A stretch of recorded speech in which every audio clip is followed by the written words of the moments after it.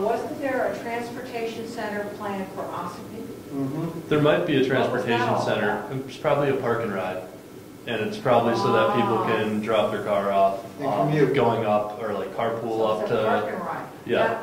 That's the Lakes Region planning, I think? That's either co-ops or Lakes Region, yeah. Okay, do you talk to each other? I see some of the Lakes Region people here and there, and I try to review their plans when I have a chance. And they do? And we do try to coordinate a little bit, especially if we have plans that will affect any other region. Yeah. All right, so I was hearing no 16 expansion any further than where it's gone now, and I think I can. How far are they actually going down there? You put I don't know if they're going just past exit 16 or they're stopping at exit 16. I know they're reconfiguring all the ramps over there. I think it's supposed to stop at exit 16. Yeah. They're going to be done in, I guess, summer 2013. I think Route 11 is going to take the brunt of the new traffic and all that that's going on. I'm sure there'll be more traffic coming up to North Conway and North Country. I think that was part of the plan for the road to help economic development up north. But I don't know much else about it. I don't know. I'm 99% sure that they're not planning on expanding 16 any further than it is. Oh, they have knockback trees 50 to 75 feet along the road, and they had survey crews out there until the snow flew last year, all the way up to Milton. Is that 18? See, I believe somewhere in my past I've even come across plans for the Union Light intersection. Oh, okay. They do want to make improvements to the Union Light intersection because it's a dangerous intersection. I think that's I don't think it's aligned.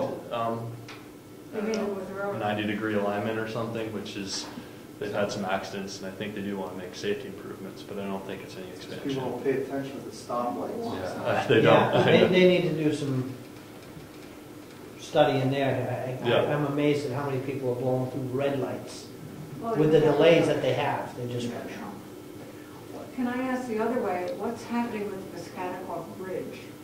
The Memorial Bridge or the Little Bay Bridge? There's three that go over Piscataqua right there. Well, it's the 16, whatever it is, the 16 bridge and the old bridge next door. Yep, so the General Sullivan, which is the old bridge, it's a walking bridge now, that's slated to be... It's not a walking bridge now because... Oh, they shut it down this fall. the ramps are taken off. It was a big surprise. No, they're not taking it down. They're closing it for... It's going to reopen in April, and they're supposed to rehab that bridge at the end when they're done with the rest of the Route 16 project. For traffic? No. For walking, as a walking biking bridge, pedestrian bridge. Thank you. What they're doing actually, they're putting a whole new bridge in between those two bridges. It's going to hold 4 lanes of traffic just southbound, and the other bridge, which has 4 lanes on it now, the current bridge is going to be rehabbed. I guess it needs some work done to it, and that's going to be going northbound traffic 4 lanes up to, I think it's going to go down to 3 at the toll booths there, and then it's going to be 3 lanes, or yeah, the Dover toll, the one south of exit 7. Okay. So those are the big changes. Rochester, they're doing 2 lanes each direction from the tolls by 11 up to 16 or just past 16, and then reconfiguring all the ramps to make them handle higher capacity or safer. Okay. So, Safety would be a big issue on those. yeah, absolutely. And Route 11 is one of the ones that we're looking at as far as safety. There's a lot of stuff. 15, exit 15 is really bad too. That's, yep. And you're talking about a big development going up on the Granite Ridge development. Rochester has a lot of plans for, so hopefully that's going to happen after the 15 exit is finished up. But I went to a meeting about that the other day. We'll see. All right, and so the other things were paving the state roads and doing a good job on not just putting a seal coat or thin layer on top of the chip. Yeah, they grind them up, right? Bridge repair on Governor's, wouldn't that bridge have to be redone? I haven't gotten out to actually check that out. On Governor's Road? Yeah. I believe that's the only bridge in the area that's actually labeled an E1. Yeah. Are there some red lists on? Not in the state, not that I know of. On the state road. In Brookfield, state roads. Yep. Yep. So like I said, that's E1, and if it was in disrepair, it would have gone to an E2, Mm-hmm. Okay. so. So the repaving are the other big ones that the state can fund, it sounds like, Yeah. in this area. And, all right, I guess we'll see how things go with the coast bus and go from there. Thank you for your time tonight.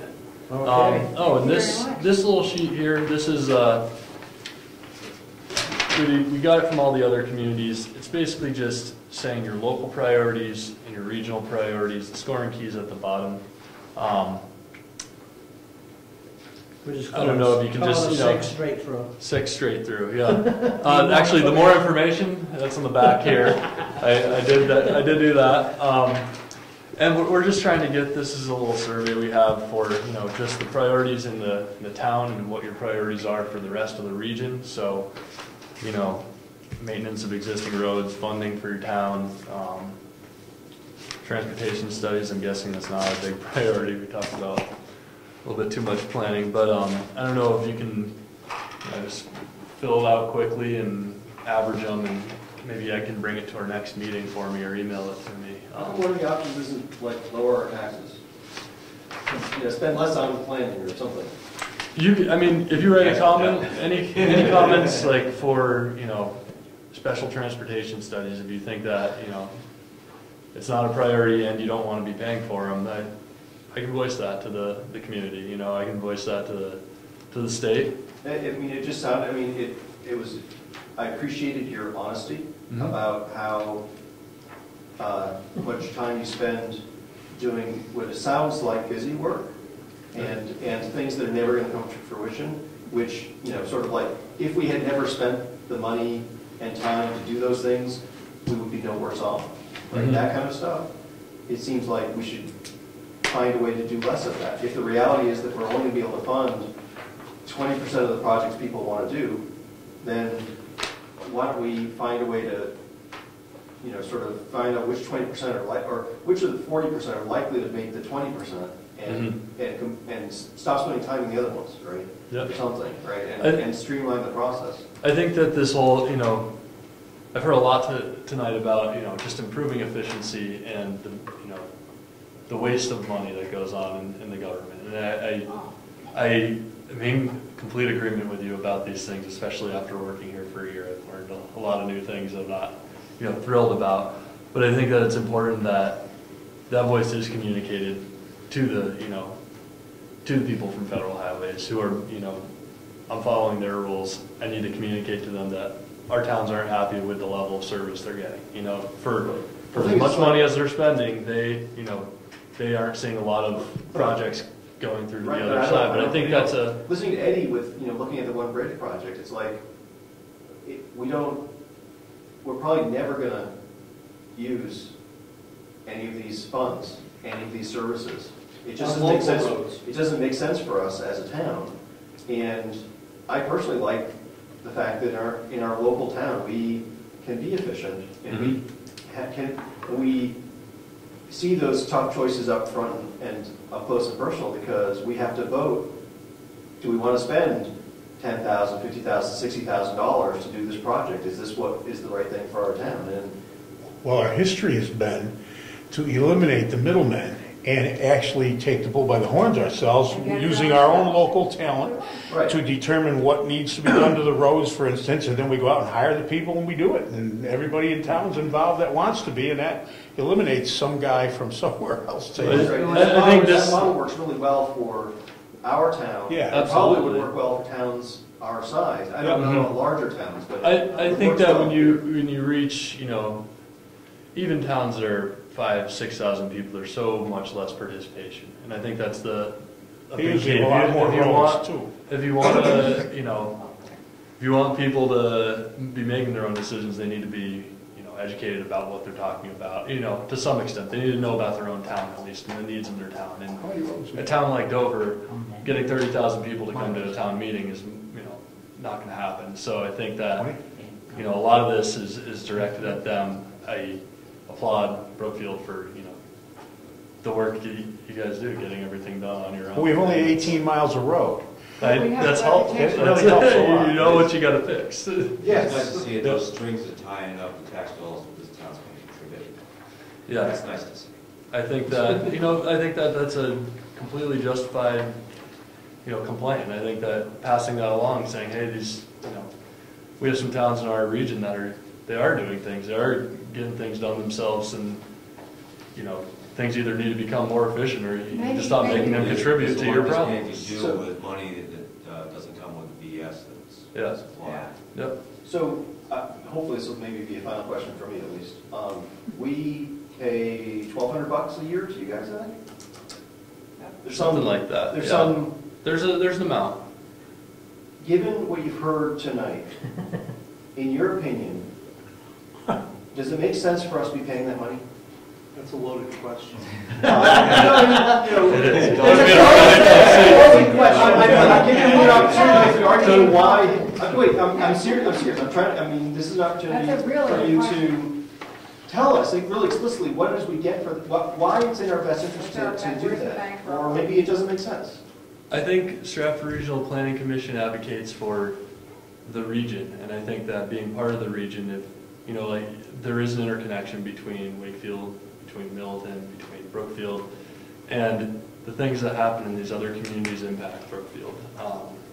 They might not impact Brookfield as much as they do some other places, but I think that having us to represent, the interests of the communities, not just a community in general, is important. And the land, the environmental work that we do, the conservation work that we do, that's outside of transportation, the economic development we do for other parts of, other parts of the region that are job centers, but people, not that everybody in Brookfield works in another town, but it's, Well, they don't work in this town. that's the work we're doing, and we're trying to make turn it into an environment where, it's the best choices for the region, so that the impacts that it's having on your community benefit your community. And I think that's what your money is going towards. But does our $1,200 influence? If we weren't paying $1,200, would you not be an advocate for doing the right thing in this area? Might not be an organization if we don't have we run on the, on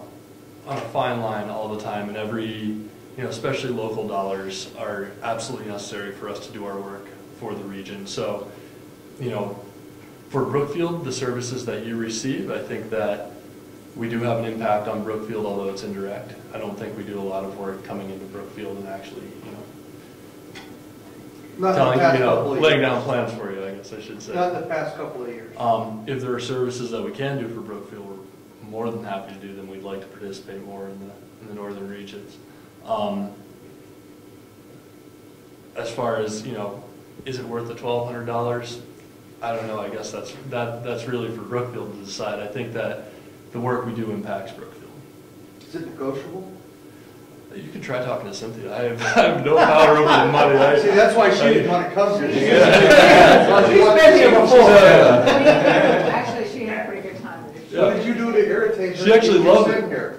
What was that? Oh, I don't know. I became the transportation planner. She did say that she loved the drive around the community last time. I think it's a 2-year anniversary or 4-year anniversary. It's on Valentine's Day. She got to go every road in Brookfield. Yes. Somebody took her I on a tour. remember that drive. Yeah. But yeah, I can't sit here and say that you should not pay dues. I can't. I cannot say that. I do think it benefits Brookfield. I do think it's for Brookfield to decide whether or not it's worth it to your community. It translates to $3 per family per year, or something like that, $4. Yeah. No. Does the RPC, Stratford Regional, does it coordinate itself with the NARC, which is the National Association of Regional Councils? Like, do they coordinate with a higher entity? We're part of the New Hampshire Council of Regional Planning or commissions, and we're part of the American the Association of Metropolitan Planning Organizations, and a number of other higher level, I guess, coalitions of planning organizations that kind of